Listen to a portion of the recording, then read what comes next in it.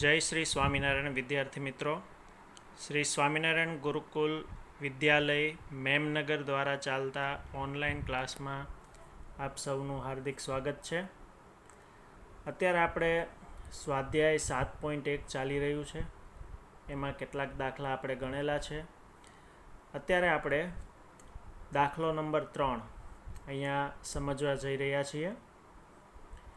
બિંદુઓ 1, 5, 2, 3 અને -2, -11 એ સમરેખ છે કે નહીં તે નક્કી કરો.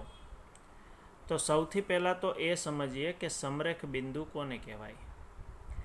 જે બિંદુઓ એક જ રેખા ઉપર આવેલા હોય, તમે અહીં જોઈ શકો છો કે A, B અને C આ ત્રણેય એક જ રેખા ઉપર આવેલા છે, તો એને સમરેખ બિંદુ કહેવાય.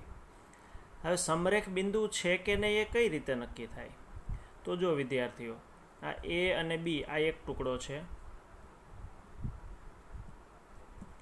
B અને C બીજો ટુકડો છે. આ બંનેનો સરવાળો કરીએ એટલે આપણને આખો ટુકડો AC મળે.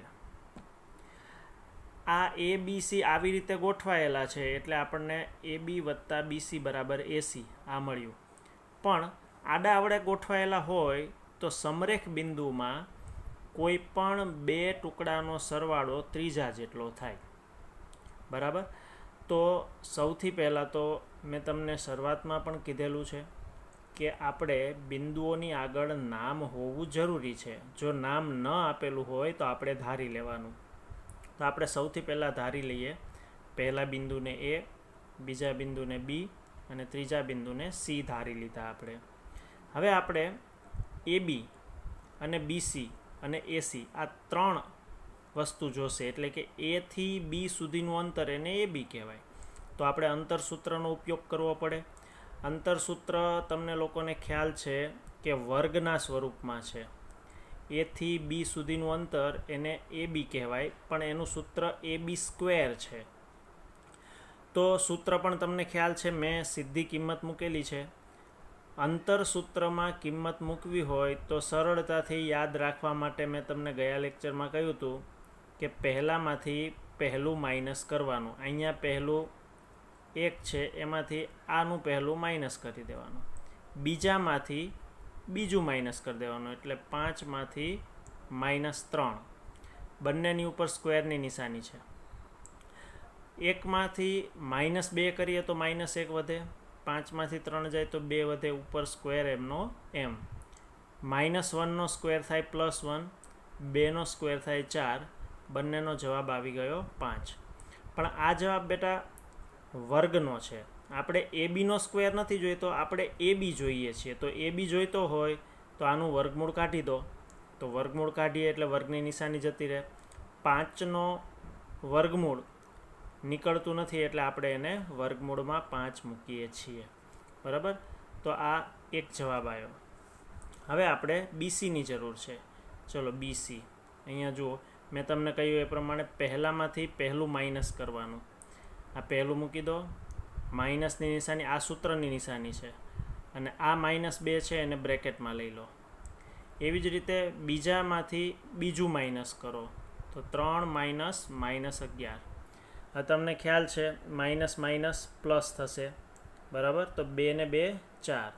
એવી જ રીતે માઇનસ પ્લસ એટલે 11 ને 3 14. બંનેનો વર્ગ કરીએ, 4નો વર્ગ 16, 14નો વર્ગ 196, બંનેનો સરવાળો કરો 212. હવે એનું વર્ગમૂળ કાઢો તો 212નું વર્ગમૂળ ન નીકળે એટલે મેં એને વર્ગમૂળમાં મૂકી દીધું. આ બીજો ભાગ BC પણ મળી ગયો. હવે આપણે AB ગોતી દીધો, BC ગોતી દીધો. હવે AC શોધીએ. તો અહીંયા ACનો સ્ક્વેર, તો ફરીથી પહેલાંમાંથી પહેલું માઇનસ કરવાનું. પહેલું માઇનસ પહેલું, તો 1 - -2 કાઉન્સ ઉપર વર્ગ. બીજામાંથી બીજું માઇનસ કરો, 5 - 11. 5 - બ્રેકેટમાં -11 કાઉન્સ ઉપર વર્ગ. માઇનસ પ્લસ, 2માંથી 2 ને 1 3, 3નો સ્ક્વેર. અને અહીંયા પણ પ્લસ એટલે 11 ને 5 16 થશે. બંનેનો વર્ગ કરીએ, 3નો વર્ગ 9, 16નો વર્ગ 256, સરવાળો 265 થશે. અહીંયા વર્ગમૂળ નીકળતું નથી, સોરી, આ વર્ગમૂળ નીકળતું નથી એટલે આપણે 265ને વર્ગમૂળમાં મૂકી દીધા. તો બિંદુ સમરેખ છે કે નહીં એ ચકાસવું હોય તો આપણે AB શોધવો પડે, BC શોધવો પડે અને AC શોધવો પડે. પછી આ ત્રણમાંથી કોઈ પણ બેનો સરવાળો ત્રીજા જેટલો થવો જોઈએ. એવું જરૂરી નથી કે આ બેનો સરવાળો જ આના જેટલો થવો જોઈએ. આ બેનો સરવાળો આના જેટલો થાય તોય ચાલે, આ બેનો સરવાળો આના જેટલો થાય તો પણ ચાલે. ટૂંકમાં કોઈ પણ બે ટુકડાનો સરવાળો ત્રીજા જેટલો થવો જોઈએ. તો ચકાસીએ, ચલો બેટા. √5, 212 અને 265 આ બધા વર્ગમૂળવાળી સંખ્યા છે. આમાંથી એક પણનો સરવાળો થતો નથી, થઈ શકે જ નહીં. તો કોઈ પણ બેનો સરવાળો ત્રીજા જેટલો નથી થતો. તો હું અહીંયા લખીશ AB અને BC એનો સરવાળો AC જેટલો નથી થતો, BC અને AC નો સરવાળો AB જેટલો નથી થતો, AB AC નો સરવાળો BC. ટૂંકમાં કોઈ પણ બેનો સરવાળો ત્રીજા જેટલો નથી થતો. તેથી આપેલા બિંદુ સમરેખ નથી.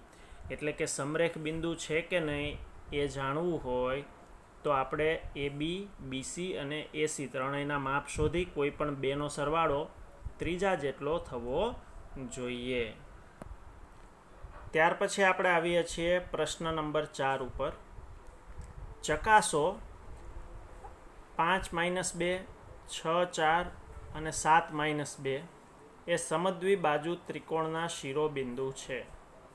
સૌથી પહેલાં તો તમને ખ્યાલ જ છે કે બિંદુની આગળ નામ હોવું જરૂરી છે. જો નામ ન હોય તો ધારી લેવાનું. ધારો કે એ પહેલા બિંદુને A કહો, બીજા બિંદુને B કહો અને ત્રીજા બિંદુને C કહી દો. હવે સમદ્વિબાજુ અહીંયા આપણે શું ચકાસવું છે તો કે સમદ્વિબાજુ ત્રિકોણના શિરોબિંદુ છે કે નહીં. સમદ્વિબાજુ ત્રિકોણ કોને કહેવાય?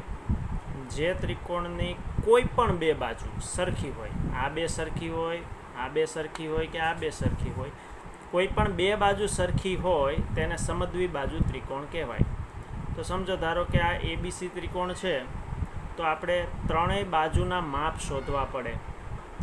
તો મારે AB શોધવું છે તો A થી B સુધીનું અંતર શોધવું એટલે મને AB મળી જાય. B થી C સુધીનું અંતર ગોતવું એટલે BC મળે.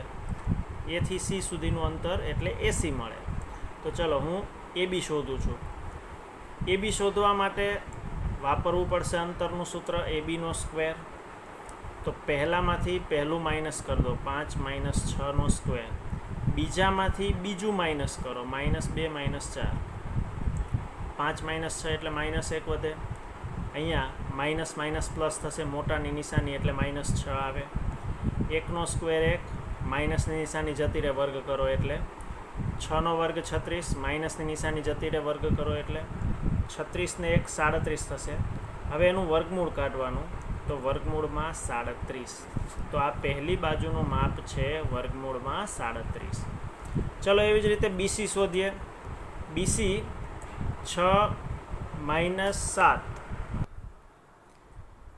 BCનો સ્ક્વેર શોધવો હોય એટલે કે B અને C નું માપ છે તો પહેલામાંથી પહેલું માઇનસ કરો, 6 - 7. હવે બીજામાંથી બીજું માઇનસ કરો, 4 - -2. 4માંથી -2 માઇનસ કરો. 6માંથી 7 જાય -1 એનો સ્ક્વેર, માઇનસ પ્લસ એટલે 4 ને 2 6 એનો સ્ક્વેર, 1નો સ્ક્વેર 1 અને 6નો સ્ક્વેર 36, 36 ને 1 37 થાય. હવે એનું વર્ગમૂળ કાઢીએ તો BC બરાબર વર્ગમૂળમાં 37. હવે AC, A અને C વચ્ચેનું અંતર AC શોધો. ચલો ACનો સ્ક્વેર, પહેલામાંથી પહેલું માઇનસ 5 - 7નો વર્ગ વત્તા બીજામાંથી બીજું માઇનસ કરો, -2, એમાંથી માઇનસ કરવાના બીજા -2 તો સ્ક્વેર. 5માંથી -7 જાય તો -2 વધે, માઇનસ પ્લસ થશે, આ +2 -2 0 થઈ જાય. -2નો વર્ગ 4 થશે, 0નો વર્ગ 0 એટલે લખવાની જરૂર નથી.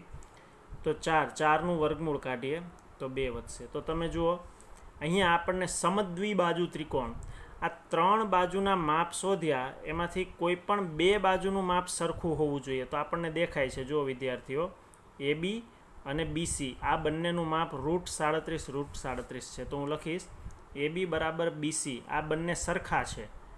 એટલા માટે આપેલા શિરોબિંદુ સમદ્વિબાજુ ત્રિકોણના શિરોબિંદુ છે. અને હવે આ સ્વાધ્યાયનો છેલ્લો દાખલો, પ્રશ્ન નંબર 10. બિંદુ XY એ બિંદુ 3, 6 અને -3, 4 થી સમાન અંતરે આવેલું છે. સમાન અંતરવાળા દાખલા આપણે ગયા વિડીયોમાં ગણેલા છે, તો તમને ખ્યાલ આવશે. જે બિંદુ સમાન અંતરે હોય એને મધ્યમાં. સૌથી પહેલું કામ કરો, અહીંયા બિંદુઓની આગળ નામ નથી આપેલા, આપણે નામ આપી દઈએ. નામ કોઈ પણ આપી શકાય. ચલો, હું આ બિંદુને P નામ આપું છું, એટલે મેં ધારી લીધું છે. ધારો કે આની આગળ P, આ બિંદુને A નામ આપું છું, આ બિંદુને B નામ આપું છું. તો એવું કહે છે P બિંદુ એ A અને B થી સમાન અંતરે આવેલું છે. જે બિંદુ સમાન અંતરે હોય એને મધ્યમાં લઈ લેવાનું, બાકીના 2ને સાઈડમાં મૂકી દેવાના. તો P બિંદુને વચ્ચે લઈ લો, એ સમાન અંતરે આવેલું છે, અને A અને Bને છેલ્લે મૂકી દો.